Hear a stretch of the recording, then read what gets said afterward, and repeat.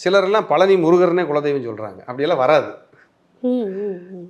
அப்படியெல்லாம் வராது. நீங்கள் கும்பிட்டுட்டு இருக்கிற இஷ்ட தெய்வம் வேணா இருக்கும். ஆனால் குலதெய்வம்ங்கிறது வேற, கணக்கே வேற. ம். அப்படி கணக்கே வேற. சிலருக்கு குலதெய்வம் பழனி முருகனா கூட இருக்கலாம். வம்சாவளியா நாங்க கும்பிடுறோன்னு சொல்லலாம். ஆனா அது கணக்கு வேற.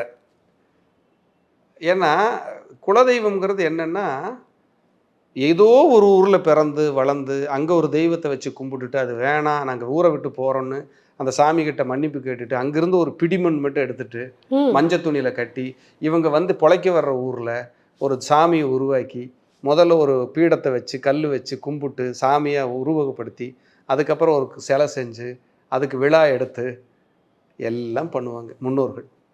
இப்படி தான் குலதெய்வம் உருவாகும் ஃபர்ஸ்ட்டு.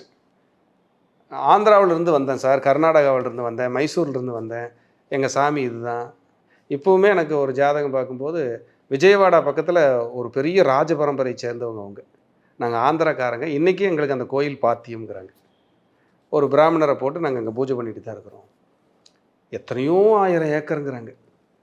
எங்களுக்கெல்லாம் இருந்தது. கோயிலுக்கு பாத்தியப்பட்ட நிலம். இன்னைக்கு இடிஞ்சு பாழடைஞ்சு கிடக்கு. சாமி மட்டும் சிறப்பா இருக்கு. நாங்க வருஷம் ஒரு தடவ போய் ஃபேமிலியோட கும்பிட்டு வருவோம். போம்போது 500 குடும்பம் வருங்கிறாங்க. அன்னைக்கு ஒரு நாளைக்கு மட்டும்.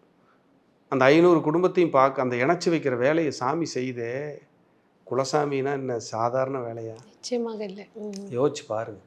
நீங்க என்னைக்கு போய் பார்த்துற முடியும்? பெரியப்பா, சித்தப்பான்னு கார் எடுத்துட்டு போ முடியுமா? இல்ல. 1 வருஷம் ஆகும் எல்லாத்தையும் பார்த்துட்டு வரக்கு. ம். ஆனா ஒரே நாள்ல, ஒரே இடத்துல தெய்வம் எல்லாத்தையும் ஒண்ணு சேர்த்ததே, முன்னோர்கள் அதத்தானே விரும்புனாங்க.